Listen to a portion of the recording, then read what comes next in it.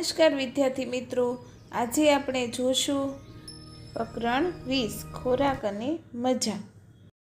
આ પાઠમાં મિત્રો આપણને ખોરાક વિશે વાત કરવામાં આવી છે.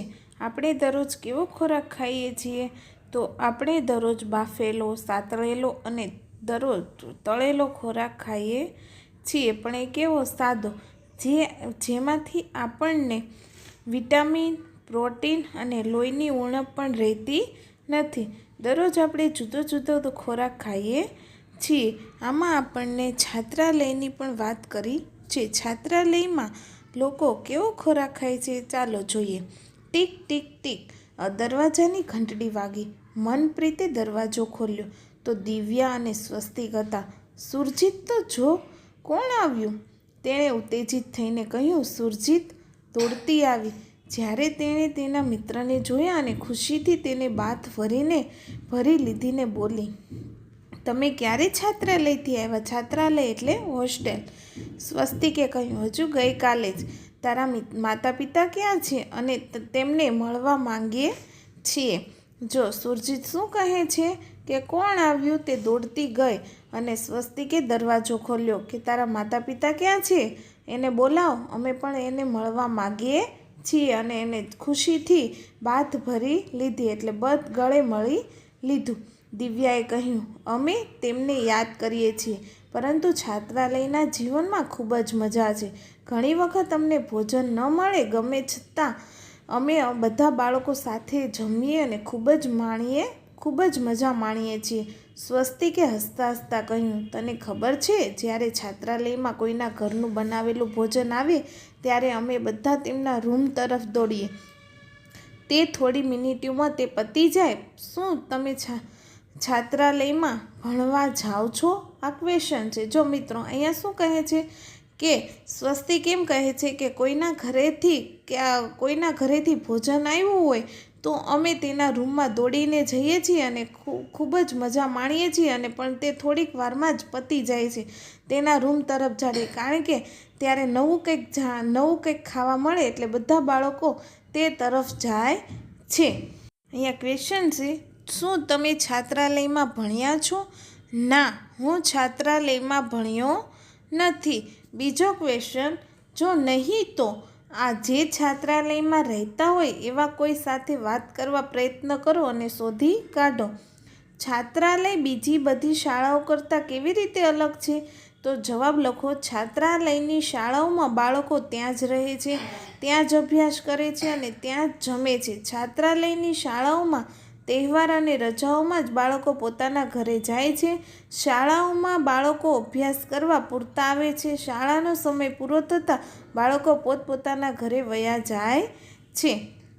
ત્રીજો ક્વેશ્ચન, ત્યાં તેઓને કેવું ભોજન મળે છે? તો છાત્રાલયમાં તેઓને સાદું પણ અને પૌષ્ટિક ભોજન મળે છે. પછી છે, છાત્રાલયમાં બાળકો ક્યાં બેસીને જમે છે? તો જવાબ આવશે, છાત્રાલયમાં બાળકો ભોજનખંડમાં ડાઇનિંગ હોલમાં બેસીને જમે છે. પછીનો ક્વેશ્ચન, છાત્રાલયમાં બાળકો માટે ભોજન કોણ પીરસે છે અને કોણ બનાવે છે? છાત્રાલયમાં બાળકો માટે ભોજન રસોઈયા બનાવે છે અને રસોડાના અન્ય કર્મચારીઓ ભોજન પીરસે છે.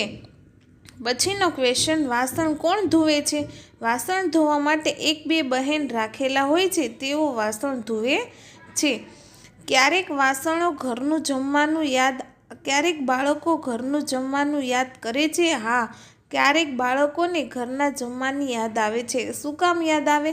તો ક્યારેક તેમને એ જમવાનું ન ફાવે, કારણ કે શાક જરૂરી નથી કે બધાને બધા ભાવતા જ હોય, ત્યારે તેને ઘરનું જમવાનું યાદ આવે છે. શું તમને છાત્રાલય જવું ગમે છે? કેમ? હા, મને છાત્રાલય જવું ગમે છે, કારણ કે છાત્રાલયમાં શિસ્ત, સમાનતા અને સમૂહ ભાવનાના ગુણો સારી રીતે વિકસે છે.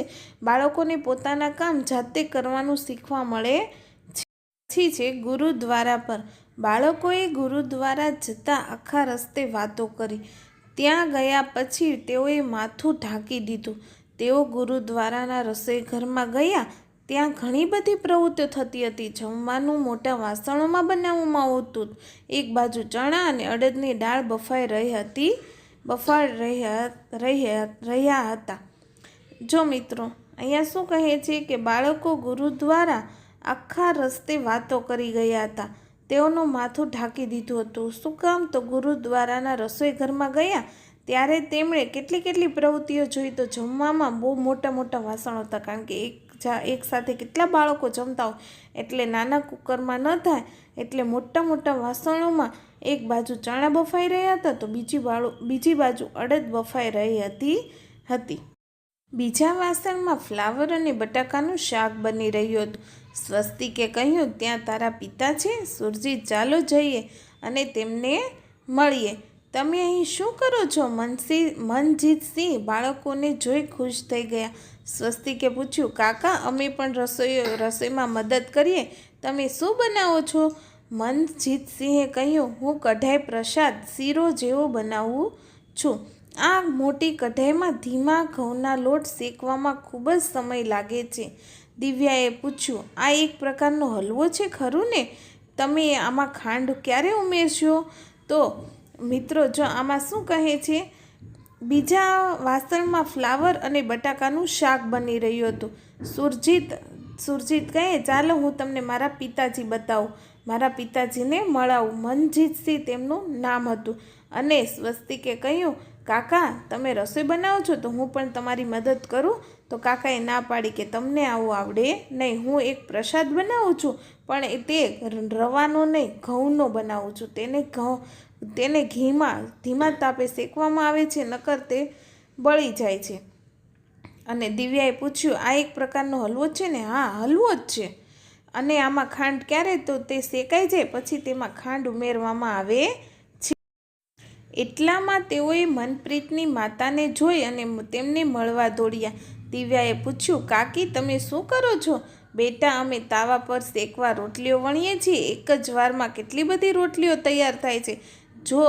જોઈને દિવ્યા આશ્ચર્યમાં હતી. તેણે કહ્યું, હું મદદ કરી શકું? કાકીએ કહ્યું, હા, ચોક્કસ, આવ અને પ્રયત્ન કર. અહીં બધા મદદ કરી શકે, પરંતુ પહેલાં તારા હાથ ધોઈ આવ. જો અહીંયા શું કહે છે, મનપ્રીતની માતાને જોઈ દિવ્યા આકર્ષિત પામી, એટલે ખુશ થઈ ગઈ. કાકી, તમે પણ શું કરો છો? તો મનપ્રીતના મમ્મી શું કહે છે કે બેટા, હું અહીંયા રોટલી વણવાનું કામ કરું છું. હું તવા પર રોટલી વણું છું અને એક જ તવા પર કેટલી બધી રોટલી વણાઈ શકે? તો મને તમે દિવ્યા કહે છે કે હું પણ વણી શકું? કાકીએ કીધું, હા, અહીંયા જે પણ આવે તે બધા કરી શકે, કારણ કે અમે પણ અહીંયા સેવા જ કરીએ છીએ. પણ પહેલાં તારા હાથ ધોઈ આવ. હાથ ધોઈને જ કામ કરવાનું, હાથ ધોયા પહેલાં કામ કરવાનું નહીં. દિવ્યાએ હાથ ધોયા અને તવા પાસેના જૂથમાં જોડાઈ ગઈ. તવો ખૂબ જ ગરમ હતો. રોટલી તવા ઉપરથી ઉતરતી હતી. તેના પર તેણે ઘી લગાવવાનું ચાલુ કર્યું. સ્વસ્તિક આશ્ચર્યમાં બોલ્યો, આટલી બધી રસોઈ બનાવવા ઘણી બધી વસ્તુઓ કોણ લાવે છે? એક મહિલાએ જવાબ આપ્યો, અહીં દરેક બીજી રીતે સહયોગ આપે છે. કોઈ વસ્તુઓથી વ્યવસ્થા, કોઈ પૈસા આપે, કોઈ બીજા કામમાં મદદ કરે છે. મનપ્રીતે કહ્યું, તો સ્વસ્તિક, તને કેવું લાગ્યું? જો એ સ્વસ્તિકને સવાલ કરે છે, તો તને કેવું લાગ્યું? મનપ્રીત કહે, મને બહુ જ સારું લાગ્યું છે. અહીંયા છે ને બધા, જો કોઈક મોટા માણસો હોય ને, એ બધા મદદ કરે છે. કોઈ પૈસા આપે, કોઈ કપડાં આપે, કોઈ તેલનો ડબ્બો આપે, ગમે એ કામમાં કોઈ એવી રીતે મદદ કરે છે ને આ લોકોનો ખોરાક પૂરતો પાડે છે. સ્વસ્તિકે કહ્યું, હા, દરેક સાથે કામ કરવાની ખૂબ જ મજા આવી. રોટલીઓ, ભાત, હલવો, દાળ, શાકભાજી, આ બધું આટલું જલ્દી બની જાય? અમે ભાગ્યે જ જોયું. અરદાસ એટલે પ્રાર્થના. પછી કઢાઈ પ્રસાદમાં આપવામાં આવ્યો.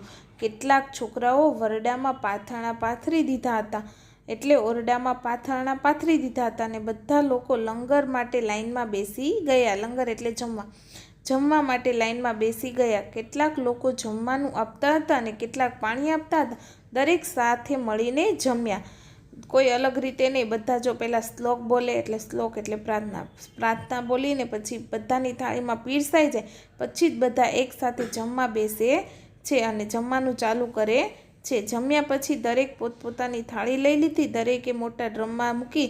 જે લોકો પીરસતા હતા તેઓ છેલ્લે જમ્યા. તેઓએ જગ્યા સાફ કરી અને વાસણો સાફ કર્યા. સ્વસ્તિક, તે પહેલાં ક્યારે આવી વ્યવસ્થા જોઈ છે? મનપ્રીતે પૂછ્યું. મનપ્રીતે પૂછ્યું, તે પહેલાં ક્યારેય આવી વ્યવસ્થા જોઈ છે? એટલી બધી ચોકસાઈ અને એટલી રીતે સરસ રીતે જમાડવામાં આવે છે અને એટલી રીતે શાંતિ, અને જેને જેટલું ખાવું એટલું જ ખાવાનું, કોઈ દિવસ ખોરાકનો બગાડ કરવાનો નહીં. એટલે મનપ્રીતે પૂછ્યું. પહેલો ક્વેશ્ચન, ગુરુદ્વારમાં સાથે રસોઈ કરવી અને જમવું તેને લંગર કહેવામાં આવે છે. તમે ક્યારેય લંગર જમ્યા છો? ક્યાં અને ક્યારે? હા, હું લંગરમાં એકવાર જમ્યો છું. ગુરુનાનક જયંતિ પર મારા મિત્ર નવજેત સાથે ગુરુદ્વારમાં લંગરમાં જમ્યો હતો. બીજો ક્વેશ્ચન છે, કેટલાક લોકો ત્યાં રાંધતા હતા અને કેટલાક લોકો પીરસતા હતા? તો જવાબ આવશે, લંગરમાં 15 લોકો રાંધતા હતા અને 20 થી 22 લોકો પીરસતા હતા. ત્યાં કેટલું માણસો હશે તો તમે વિચાર કરો. ત્રીજો સવાલ છે, કોઈ બીજા પ્રસંગો છે જ્યારે તમે બીજા લોકો સાથે બેસીને જમ્યા હોય? ક્યારે અને ક્યાં? ત્યાં રસોઈ કોણ બનાવી હતી અને કોણે પીરસ્યું હતું? તો જવાબ લખો. ગયા વર્ષે શાળામાં સરસ્વતી પૂજન અને સ્વતંત્રતા દિવસની ઉજવણીમાં શાળાના તમામ બાળકો, શિક્ષકશ્રીઓ અને ગામના આમંત્રિત મહેમાનો સાથે શાળામાં બેસીને જમ્યા હતા. ત્યાં રસોઈ અમારા ગામના પરસોત્તમભાઈ રસોઈયાએ બનાવી હતી અને તેમના સ્ટાફના કર્મચારી ભાઈઓએ જમવાનું પીરસ્યું હતું. બીજા પ્રસંગમાં અમારા ગામનું ગામતોરણ ગયા વર્ષે બંધાયું હતું, ત્યારે આખું ગામના પાદરે સાથે બેસીને જમ્યું હતું. તમને બી કોઈ એવો પ્રસંગ યાદ હોય તો તમે પણ લખી શકો. મિત્રો, જરૂરી નથી કે મેં લખાવેલો જ તમારે ક્વેશ્ચન લખો. તમને પણ કોઈ પ્રસંગ યાદ હોય તો તમે પણ લખી શકો. અહીંયા આપણો પાઠ પૂર્ણ.